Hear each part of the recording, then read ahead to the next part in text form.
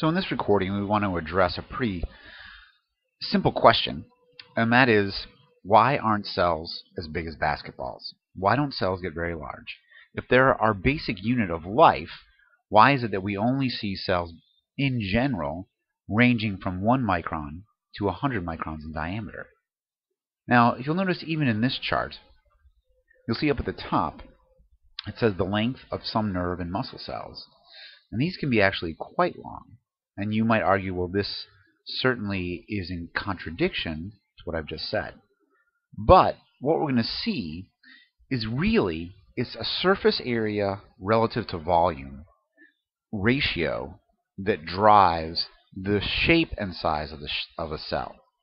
And what we're going to see is those nerve cells are very long and thin, and they're not going to violate this surface to volume ratio requisite.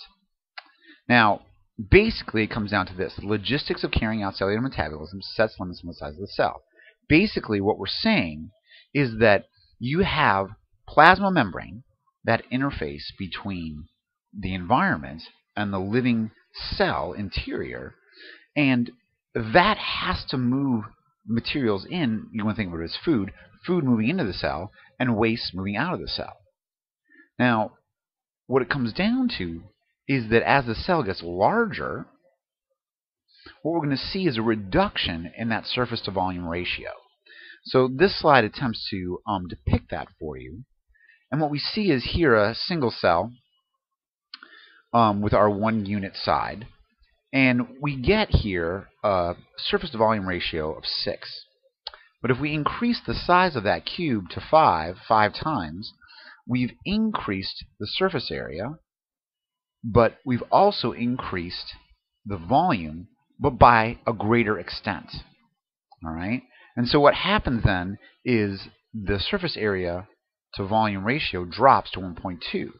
This is because volume is going to increase by a cubed factor, while surface area is only going to increase by a squared factor. All right?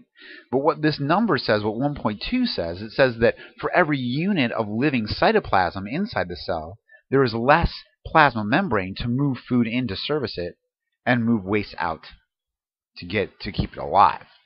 Now, the solution then is to limit cell size and go multicellular.